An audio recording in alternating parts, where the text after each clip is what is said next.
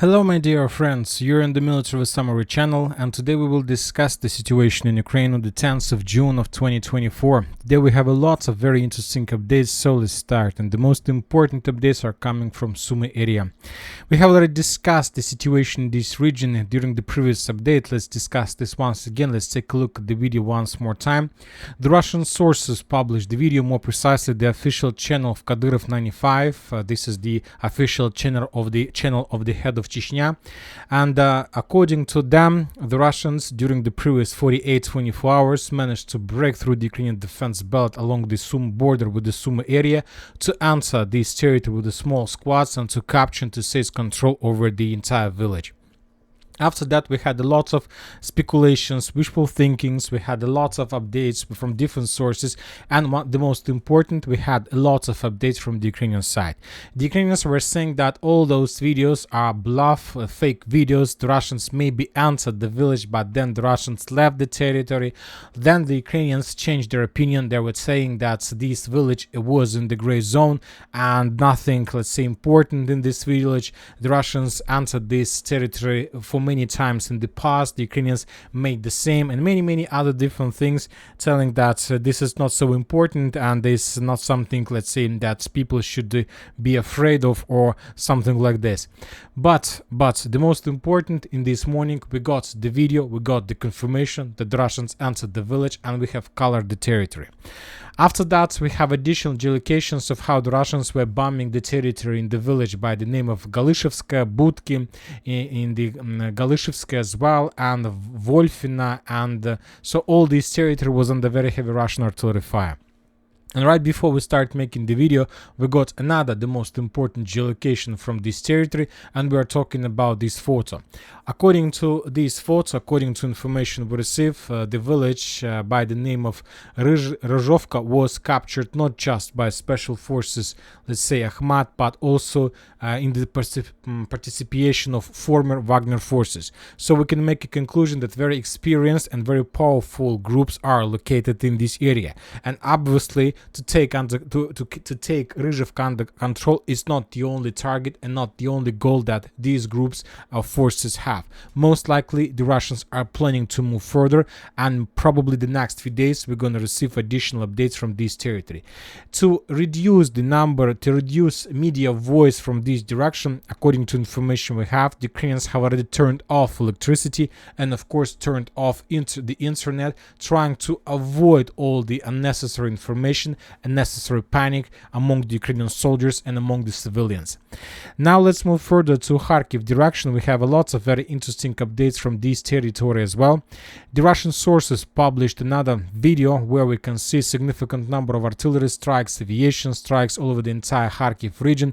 The Russians continue hunting the Ukrainian forces, artillery systems, warehouses, ammo depots, and the most important geolocation is located in the final part of the video.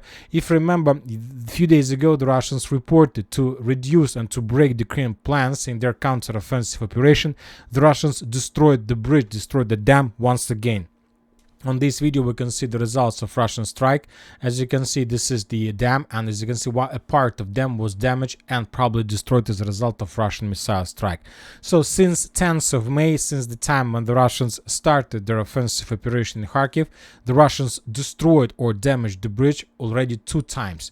So we'll see what is going to be next. Now let's move about the line of combat contact. We haven't received anything, let's say, special or additional updates from Liptsy direction, just one video of how the Russians were hunting and destroying the Ukrainian forces and positions in the village by the name of Zelene. During the previous days we got significant number of updates from this territory. Furthermore, we have the report of the group of forces north. They also stated yesterday, the day before yesterday, and today about current focus of their artillery and aviation on this direction, and most likely during the next few days the Russians will begin offensive operation with the purpose to capture this territory completely. So currently this is the main Russian focus. The Russians are not storming Liptsy. Now the Russians mainly are focused on this direction. The next Russian target is to capture the village by the name of Zelene and the village by the name of Niskuchne. So this is exactly what the Russians are trying to achieve right now. Now let's move to Vovchansk direction. We have additional updates. we have a lot of videos confirming the positions either of the Russian and Ukrainian forces. Let's start from the Russian side. On this video that was published by the Barbarian, let's say, squad, it's Ahmad Special Forces FPV drone operators.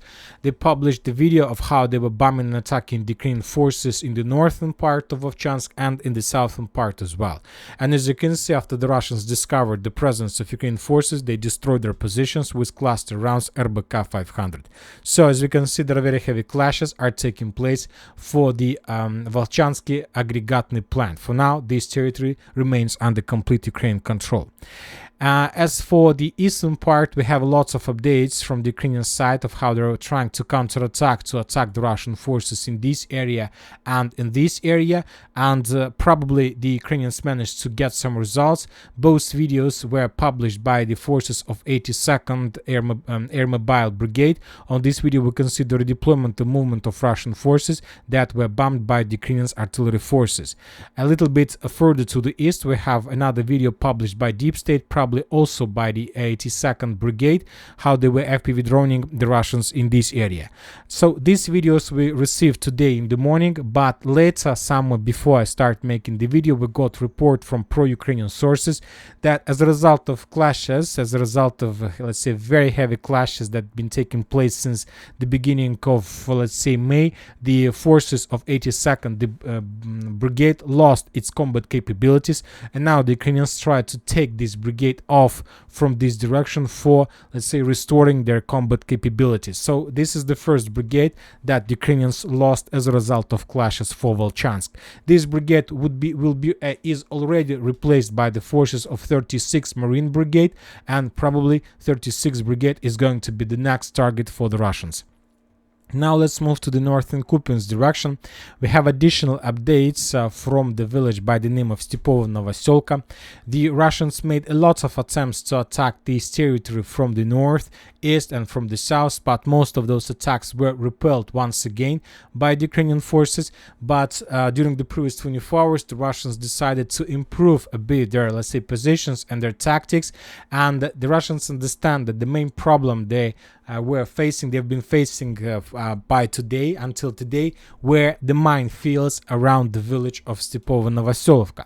So that's why the Russians decided to bring the let's say distance demining equipment Zmei Gorynich Ur-77, but during the redeployment process, the Ukrainians managed to discover the movement of that let's say demining equipment, and as a result of FPV drone strikes, that equipment was destroyed. So now this is the only problem for the Russians, how to clear the fields. They tried to solve it, but something went wrong.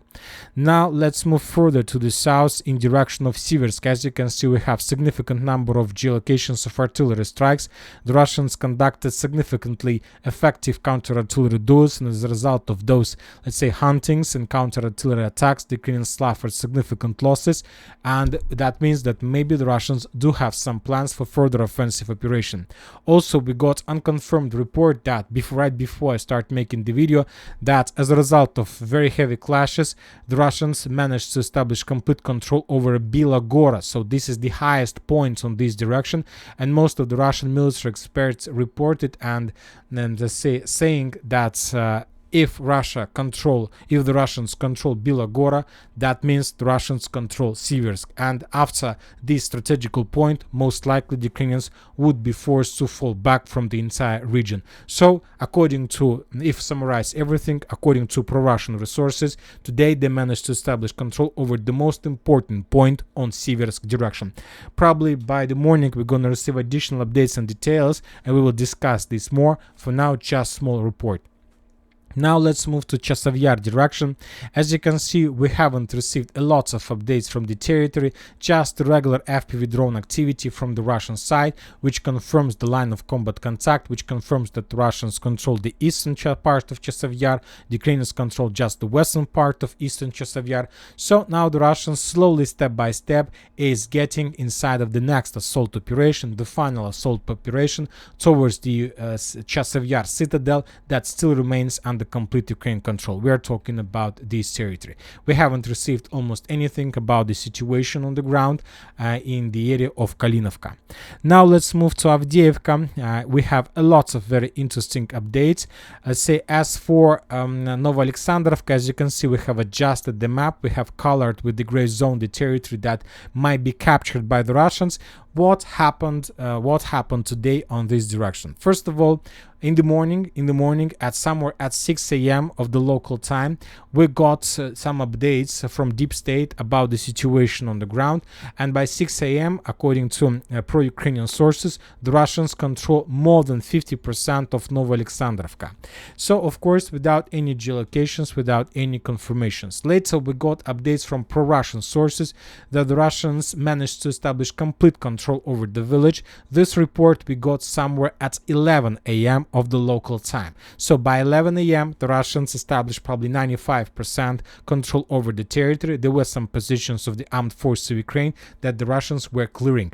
And later we got, at 4 p.m. of the local time, we got some details and some clarifications about the situation on the ground. And that report we got from Ukrainian sources, and the Ukrainians are saying that some 118th battalion of armed forces of Ukraine decided to abandon their positions in Novooleksandrivka without warning the positions of the armed forces of Ukraine that were located around them. So you know that one tree line might be controlled by one brigade or one battalion, another tree line might be controlled by another platoon from completely different brigade, and when the Russians increased their pressure towards the Ukrainian positions in the northwestern Novooleksandrivka, the Ukrainian spirit was broken and they decided to fall back. And the most important, the biggest mistake they made, they didn't warn about that the Ukrainians around them. So at some point when the Russians start capturing basically empty streets and empty buildings, they had opportunities, they had possibilities to attack, let's say, other Ukrainian positions from behind, and that led to complete collapse of the front line and massive, let's say, running away, abandoning of their positions. So to summarize everything, basically the situation in Novooleksandrivka completely repeat the situation that took place in the town of Очеретино. If you remember, the 100th Brigade was responsible for complete defeat of the Ukrainians on this direction. They also abandoned their positions and they didn't ward the, let's say, closest positions, near positions of the armed forces of Ukraine, that they decided to fall back, and that led to significant losses and, as we discussed, to Очеретино flower. Now we see the same story here. We'll see whether we're going to see another Novooleksandrivka flower on this direction, but due to the reports we receive, most likely this is exactly what we are going to see. And most likely during the next few days, the Russians will be able to improve their positions further to the west, and all these territory will be captured by the Russians as a result of offensive operation, because the Ukrainians were not expected, the defense belts weren't prepared, and this is the reality. Now let's move further to the south. We have additional updates from Novooleksandrivka, Novopokrovsk. The Russians continue offensive operation. As for Sokol, we have additional videos of abandoned and destroyed Abrams in this area, the results of clashes that took place a few days ago. We start receiving more and more updates from this territory about significant number of losses and casualties among the armored vehicles and material part. So most likely village will be captured, or not more precisely, the Ministry of Defense of Russian Federation will provide us a report about complete control over the territory in the very near future. The same story we can see in the vicinity of Novopokrovsk on this video. In this video we can see another FPV drone strike on Ukrainian armored vehicle of Bradley. And we have very interesting video from the same, let's say, area of work of Ukrainian helicopters. As you can see in this video, Ukrainian helicopters were operating very close to the line of combat contact. Of course, this is a very big mistake. You can't use helicopters so close to the line of combat contact. But most likely the Ukrainians suffered so big problems. Maybe some Ukrainian groups were trying to abandon their positions and to break through the encirclement or something like this. So that's why the Ukrainians were forced to involve helicopters in that operation. But obviously this is a very big mistake, because the distance from the area of work of Ukrainian helicopters and, let's say, the closest Russian positions the distance was less than 1.2 kilometers, and so the Russians had possibilities to bring those helicopters down. Maybe the Russians didn't have the proper equipment. Now let's move to Krasnohorivka. We start receiving additional updates from the most eastern part of the village. Today we got a first video of how the Russians were FPV droning the Ukrainian positions in the hospital with drones, with significant number of drones, how the Russians were bombing and attacking this territory with FAB, with aviation, and many other different types of weapon. And after that we got the video of how the Russians were clearing the trenches to the southeast of the previous video. So both based on these, let's say, two videos, we have adjusted the map. If you remember the previous color, the previous configuration of the front line, the fields that located to the east of these, let's say, geolocations were in the gray zone. But now we have enough of evidence and we colored the territory under the color of Russian control. So as you can see, we still have some doubts and some, let's say, unconfirmed progress of the Russians in this part of the rich network of the fortifications, but most likely this territory is also under complete Russian control. We haven't received anything from Georgievka during the previous 24 hours, and we continue receiving significant updates from Konstantinovka, Ugledar direction. We have reports, mainly the scenario, the script about this territory mainly was built based on the reports of 79th Air Assault Brigade, who's responsible for protection of this territory. Let's move them a bit to the west. And according to them, during the previous 24 hours, there were very heavy clashes on the southern outskirts of Konstantinovka. So the Russians made significant number of attempts to enter the village, and most likely this is going to happen during the next 48 or 72 hours. Most likely the Russians will begin clashes from inside part of the village. Furthermore, we have additional reports from the same brigade on the line between Salotka and Vodyane, and according to them, the Russians are getting closer and closer to the main supply road T0524 that goes between Ugledar and Konstantinovka. So this is another wave, another road of Russian offensive, and the Russians are pushing in this direction very hard. Furthermore, we got additional geolocations from the fields between Mykolaisk and Vodyane. The Russians were bombing this territory heavily with tanks, with artillery, trying to deal as much as possible damage to the Ukrainian forces. The Ukrainians suffer significant losses. So we see certain focus of the Russians, and as I understand, during the next few days we will adjust the map once again, and most likely these fields would be captured by the Russians also. So the Russians are getting closer. South Donetsk direction most likely will not, let's say, survive for another month. Something big is going to happen, and the configuration is going to be completely different. Now let's move to Staromaiorske Urozhaine. During the previous 24 hours, according to the Ministry of Defense of Russian Federation, the Russians established complete control over Staromaiorske. They managed to clear the territory, and some Russian groups published the video with flags in the most northern part of the village. So the video was geolocated, the video was published today. We have no doubts about complete control. We have the Ministry of Defense report and we have the video. Furthermore, we have additional updates of how the Russians, after they seized control over Staromaiorske, started bombing and attacking the Ukrainian positions further to the north. This is another evidence that confirms that the Russians also not just moving on the ground, the Russians are also moving their focus further to the north. I'm talking about artillery focus. Most likely Urozhaine will fall very soon, or at least the central part will be turned in the gray zone, and the Ukrainians will fall back to the north, and they will try to win some time, some weeks in this part between this stronghold and the fortifications. But most likely they would be forced to fall back from this territory as well. As in the case of Rabotina, we haven't received anything during the previous 24 hours, and in the case of Kherson, we have additional updates, and most of them are pretty weird and very interesting. First of all, we have, let's say, lots of Russian videos geolocated inside of Tyaginka. The Russians were hunting and attacking the Ukrainian forces, and this is very interesting because the last time when the Russians were so focused in this direction was somewhere in November, December, January and February of 2023-2024. when the Ukrainians had the foothold in Krinky. Now we know that Ukrainians don't have any foothold in Krinky, and the question is why the Russians are so focused. Either the Ukrainians are planning to start something new, or maybe the Russians, now is the Russian turn to show some progress and some surprise to the Ukrainians on this direction. Anyway, sooner or later we're gonna see this. Also, we have lots of updates from Sadova, because this is another area of, let's say, significant Russian focus. On this video we can see FAB strikes as a result of that attack. Some warehouse was destroyed in this direction. If we increase the numbers of this since the beginning of June, we're going to see significant Russian focus, which confirms some interest of the Russian forces on this village.